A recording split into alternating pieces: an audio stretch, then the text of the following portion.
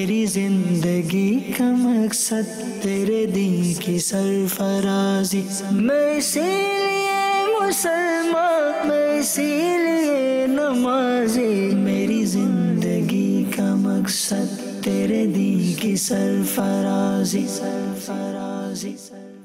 الحمدللہ رب العالمین والصلاة والسلام علی سید المرسلین، اما بعد فاعوذ باللہ من الشیطان الرجیم، بسم اللہ الرحمن الرحیم۔ الصلاة والسلام علیکہ یا رسول اللہ وعلی آلک وصحابک یا حبیب اللہ، الصلاة والسلام علیکہ یا نبی اللہ وعلی آلک وصحابک یا نور اللہ۔ پیارے اسلامی بھائیوں اور مدنی چینل کے ناظرین، پروگرام ہے اسلامی زندگی۔ آئیے سب سے پہلے درود پاک کی فضیلت سنتے ہیں۔ پیارے آقا صلی اللہ علیہ وسلم نے ارشاد فرمایا، جو مجھ پر درود پاک پڑھتا ہے اس کا درود مجھ تک پہنچ جاتا ہے، میں اس کے لیے استغفار یعنی بخشش کی دعا کرتا ہوں، اور اس کے علاوہ اس کے لیے 10 نیکیاں لکھی جاتی ہیں۔ صلو علی الحبیب صلی اللہ علی محمد۔ دعوت اسلامی کی اشاعتی ادارے مکتبۃ المدینہ کی کتاب عیون الحکایات حصہ اول صفحہ 197 پر ہے کہ حضرت سیدنا ابو عبداللہ واقدی قاضی رحمۃ اللہ علیہ فرماتے ہیں،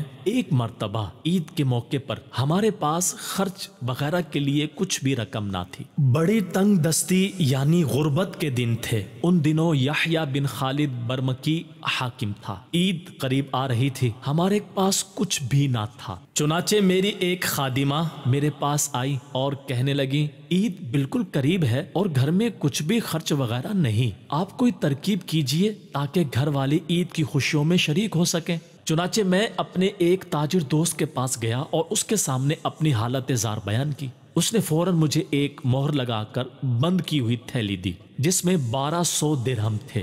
میں انہیں لے کر گھر آیا اور گھر والوں کے حوالے کر دی۔ گھر والوں کو کچھ تسلی ہوئی کہ اب عید اچھی گزر جائے گی۔ ابھی ہم نے اس تھیلی کو کھولا بھی نہ تھا کہ میرا ایک دوست جس کا تعلق سادات کے گھرانے سے تھا، اس نے آ کر مجھ سے کہا کہ ہمارے حالات بہت خراب ہیں اور عید بھی قریب ہے، گھر میں خرچہ وغیرہ بالکل نہیں، اگر ہو سکے تو مجھے کچھ رقم قرض دے دو۔ میں نے اپنی زوجہ سے کہا، ہم آدھی رقم اس سید زادے کو قرض اور بقیہ آدھی اپنے خرچ میں لے آتے ہیں۔ یہ سن کر میری زوجہ نے کہا، جب آپ اپنے تاجر دوست کے پاس اپنی حاجت مندی کا سوال لے کر گئے تو اس نے آپ کو 1200 درہم کی تھیلی عطا کی تھی، اور اب جب کہ آپ کے پاس دو عالم کے مختار صلی اللہ علیہ وسلم کی اولاد میں سے ایک شہزادہ اپنی حاجت لے کر آیا ہے تو آپ اسے آدھی رقم دینا چاہتے ہیں؟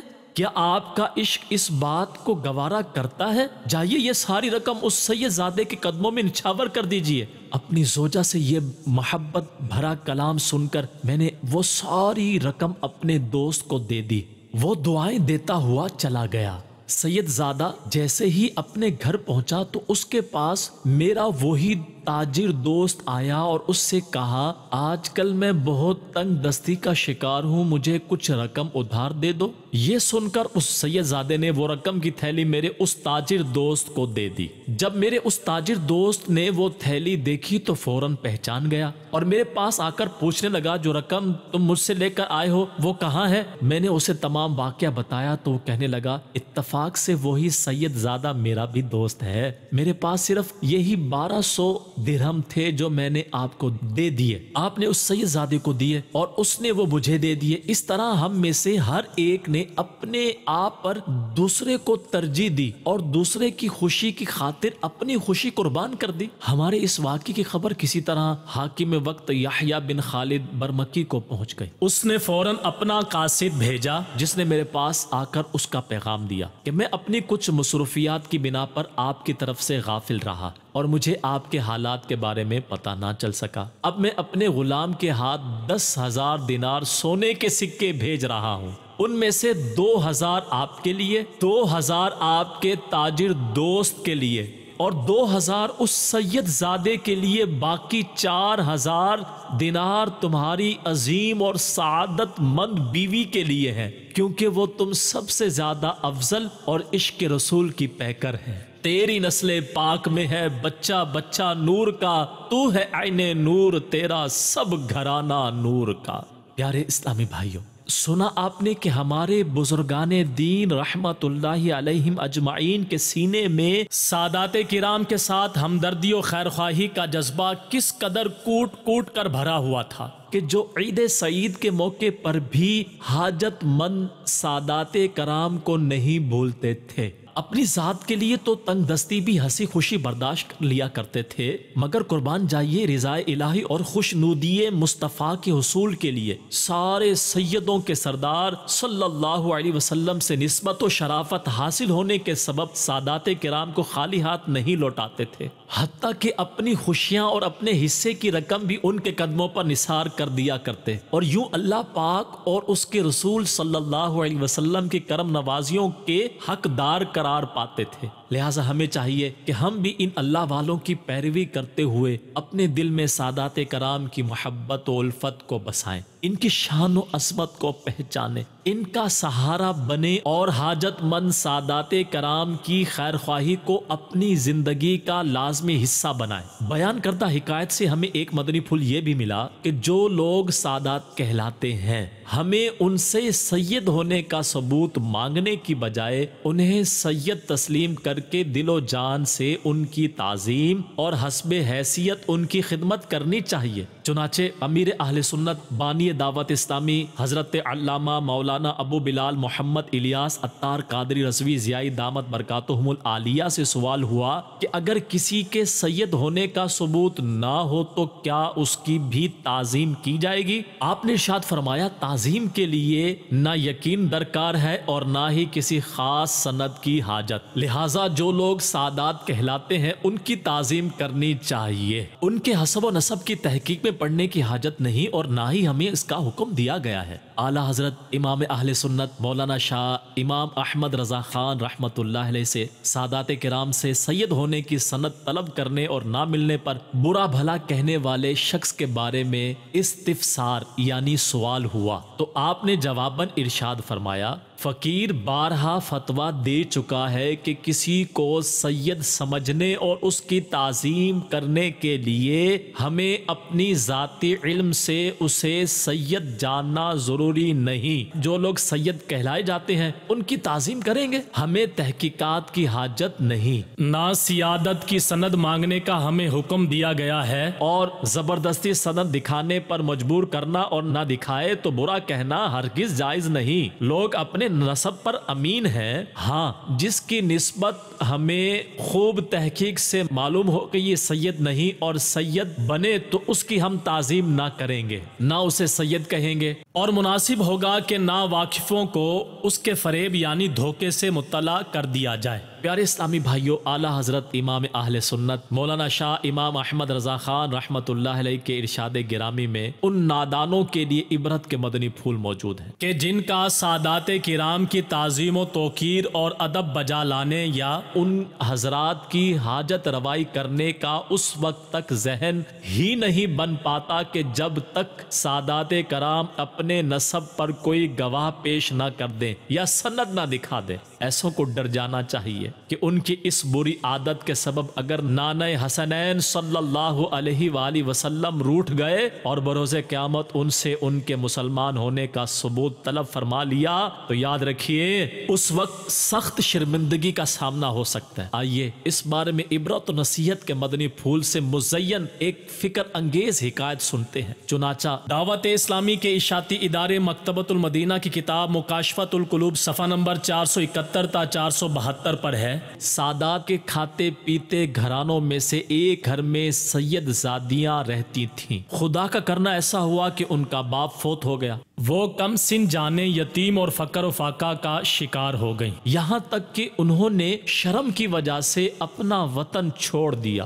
وطن سے نکل کر کسی شہر کی ویران مسجد میں ٹھہر گئیں۔ ان کی ماں نے انہیں وہیں بٹھایا اور خود کھانا لینے کے لیے باہر نکل گئی۔ چنانچہ وہ شہر کے ایک امیر شخص کے پاس پہنچی جو مسلمان تھا۔ اس نے اپنی ساری آپ بیتی سنائی مگر وہ نہ مانا اور کہنے لگا تم ایسا گواہ لاؤ جو تمہارے بیان بیان کی تصدیق کرے تب میں تمہاری امداد کروں گا۔ وہ عورت یہ کہہ کر وہاں سے چل دی کہ میں غریب الوطن ہوں، گواہ کہاں سے لاؤں؟ پھر وہ ایک غیر مسلم کے پاس آئی اور اسے اپنی کہانی سنائی۔ چنانچہ اس نے اس کی باتوں کو صحیح سمجھ کر اپنے یہاں کی ایک عورت کو بھیجا کہ اسے اور اس کی بیٹیوں کو میرے گھر پہنچا دو۔ اس شخص نے ان کی عزت اور احترام میں کوئی کمی نہ کی۔ جب آدھی رات گزر گئی تو اس مسلمان امیر نے خواب میں دیکھا کہ قیامت قائم ہو گئی ہے۔ نبی کریم صلی اللہ علیہ وسلم نے اپنے سر مبارک پر حمد کا جھنڈا باندھا ہے اور ایک عظیم الشان محل کے قریب کھڑے ہیں۔ اس امیر نے آگے بڑھ کر پوچھا، یا رسول اللہ صلی اللہ علیہ وسلم، یہ محل کس کا ہے؟ آپ صلی اللہ علیہ وسلم نے فرمایا، ایک مسلمان مرد کے لیے ہے۔ امیر نے کہا، میں خدا کو ایک ماننے والا مسلمان ہوں۔ حضور صلی اللہ علیہ وآلہ وسلم نے یہ سن کر فرمایا، تم اس بات کے گواہ لاؤ کہ واقعی تم مسلمان ہو۔ وہ بہت پریشان ہوا تو حضور صلی اللہ علیہ وسلم نے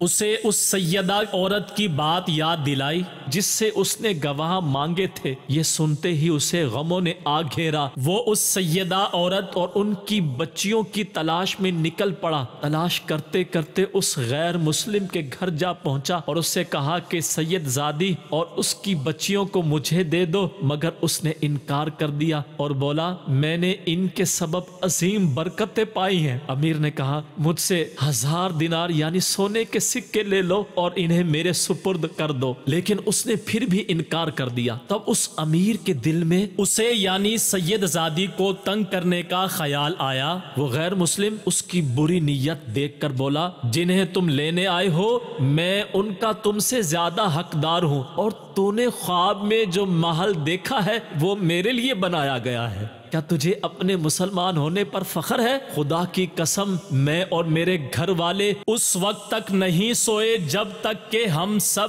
اس سیدہ کے ہاتھ پر اسلام نہیں لائے۔ میں نے بھی تیری طرح خواب میں رسول اللہ صلی اللہ علیہ وسلم کی زیارت کی ہے۔ آپ صلی اللہ علیہ وسلم نے مجھ سے فرمایا، کیا سید زادی اور اس کی بیٹیاں تیرے پاس ہیں؟ میں نے عرض کی، جی ہاں یا رسول اللہ صلی اللہ علیہ وسلم۔ آپ صلی اللہ علیہ وسلم نے فرمایا، یہ محل تیرے اور تیرے گھر والوں کے لیے ہے۔ مسلمان امیر یہ بات سنتے ہی واپس لوٹ گیا اور اللہ پاک بہتر جانتا ہے وہ کس مایوسی کے ساتھ واپس ہوا ہوگا۔ صلو علی الحبیب صلی اللہ علی محمد۔ پیارے اسلامی بھائیو، سنا آپ نے کہ سادات کرام کے دکھ درد کو محسوس کرنا، ان کی خدمت بجا لانا کیسا مبارک عمل ہے کہ اولاد رسول کی خدمت کی برکت سے اللہ پاک نے ایک غیر مسلم کو نہ صرف دولت ایمان بلکہ جنتی محل سے بھی سرفراز فرما دیا۔ ذرا سوچئے کہ جب غیر مسلم تعظیم سادات اور ان کی خیرخواہی کے سبب نور اسلام سے فیضیاب ہو کر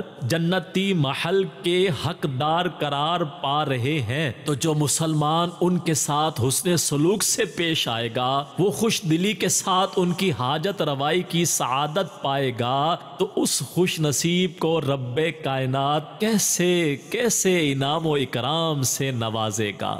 لہٰذا ہمیں چاہیے کہ ہم بھی سادات کرام کی اہمیت و فضیلت کو سمجھیں۔ صلو علی الحبیب صلی اللہ علی محمد۔ پیارے اسلامی بھائیو، بلا شبہ یہ ایک روشن حقیقت ہے کہ جس سے عشق ہوتا ہے اس سے نسبت رکھنے والی ہر چیز، مثلا محبوب کے گھر، اس کے در و دیوار، محبوب کی گلی کوچوں، اس کی آل اولاد وغیرہ سے بھی عقیدت و محبت کا تعلق قائم ہو جاتا ہے۔ پھر ذرا سوچئے کہ جو عشق نبی میں گم ہو وہ آپ صلی اللہ علیہ وسلم کی آل اور اہل بیت رضوان اللہ علیہم اجمعین یعنی سیدوں سے محبت کیوں نہ رکھے گا کہ ان حضرات سے محبت رکھنے کا مطالبہ تو قرآن کریم بھی ہم سے فرما رہا ہے۔ چنانچہ پارہ 25 سورۃ الشورى کی آیت نمبر 23 میں ارشاد خداوندی ہے، ترجمہ کنز ایمان، تم فرماؤ میں اس پر تم سے کچھ اجرت نہیں مانگتا مگر قرابت کی محبت۔